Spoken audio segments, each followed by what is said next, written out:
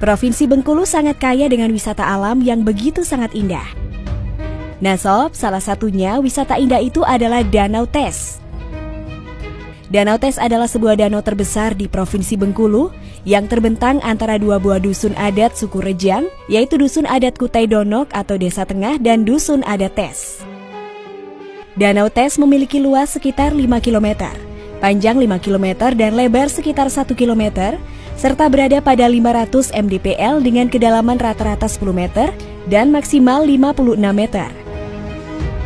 Danau ini terletak di Kecamatan Lebong Selatan, Kabupaten Lebong, dan berada di lereng pegunungan Bukit Barisan dengan ketinggian 500 meter di atas permukaan laut.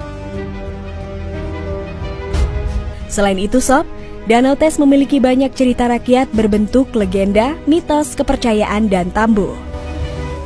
Ada mitos bahwa di Danau Tes ditungguin ular berkepala 7. Konon kabarnya siapapun yang bertemu dan melihat ular tersebut akan menemui ajal seketika. Ada juga cerita rakyat mengenai ular berkepala 7 di Danau Tes. Alkisah sob, di sebuah pulau di Bengkulu, Sumatera Selatan berdirilah sebuah kerajaan yang dikenal dengan nama Kutai Rukam dan dipimpin oleh seorang raja bernama Raja Bikau Bermano. Sang raja mempunyai 8 orang putra.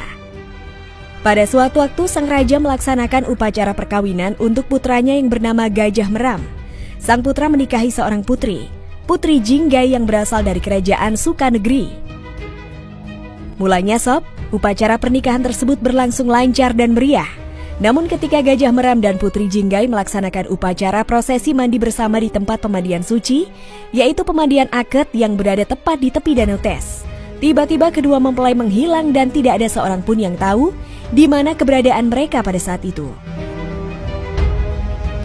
Hal itu terdengar hingga ke istana, di mana raja dan sang permaisuri tinggal. Mereka pun merasa cemas dikarenakan sang putra beserta calon istrinya belum kembali ke istana sesuai dengan waktu yang sudah ditentukan. Oleh karena rasa khawatir yang semakin menjadi-jadi, sang raja pun memerintahkan beberapa orang hulu balang untuk mencari dua mempelai tersebut. Alangkah terkejutnya para hulu balang saat mengetahui bahwa Gajah Meram dan Putri Jinggai tidak ada di tempat prosesi pemandian tersebut. Dan setelah mencari selama beberapa waktu di tepi Danau Tes, mereka pun kembali ke istana dan melapor kalau mereka tidak menemukan keberadaan Gajah Meram dan Putri Jinggai.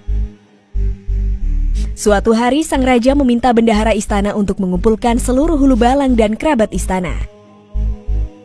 Tak berapa lama kemudian seluruh hulu balang dan kerabat istana berkumpul di ruang sidang istana. Tanpa menunggu lebih lama, sang raja langsung memberikan pertanyaan. "Wahai rakyatku, apakah ada di antara kalian yang mengetahui keberadaan putra dan menantuku?" tanya Raja Bikau Bermano.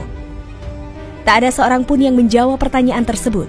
Suasana di ruang sidang tersebut terasa begitu hening. Di tengah keheningan mendadak seorang tuntuai atau orang tua kerabat Putri Jinggai dari kerajaan Sukanegeri yang hadir mulai angkat bicara. "Hormat hamba Baginda, jika diizinkan hamba ingin menyampaikan sesuatu." "Apakah yang ingin kau sampaikan, tuntuai? Apa kau mengetahui keberadaan Gajah Meram dan Putri Jinggai?" tanya Raja Bikau Bermano penasaran. "Ampun Baginda, menurut dugaan hamba, putra mahkota dan Putri Jinggai telah diculik oleh Raja Ular yang bertahta di bawah Danau Tes," jawab tuntuai masih dengan penuh rasa hormat. Raja Ular tersebut dikenal sangat sakti tapi licik, kejam, dan suka mengganggu siapapun yang sedang mandi di Danau Tes. "Kalau begitu, kita tak boleh larut dalam kesedihan ini. Kita harus segera menyelamatkan putra dan menantuku saat ini juga," ujar sang raja. "Namun apa yang harus kita lakukan untuk bisa menyelamatkan mereka, Baginda?" tanya salah satu hulu balang. Pertanyaan itu langsung membuat sang raja kembali terdiam. Tentunya ia ingin segera menyelamatkan putra dan menantunya. Namun sob, sayangnya ia tak mengetahui apa yang harus ia lakukan untuk menyelamatkan mereka dari Raja Ular yang berada di Batu Kuning. "Ampun ayahanda," ucap Gajah Merik, putra bungsu sang raja. "Ada apa putraku?" tanya sang raja. "Izinkanlah hamba pergi ke Batu Kuning untuk membebaskan abang dan istrinya," ucap Gajah Merik pada ayahandanya. Permintaan itu tentu saja membuat sang raja dan siapapun yang hadir di ruang sidang tersebut terkejut. Khususnya karena sang putra mahkota bungsu masih berusia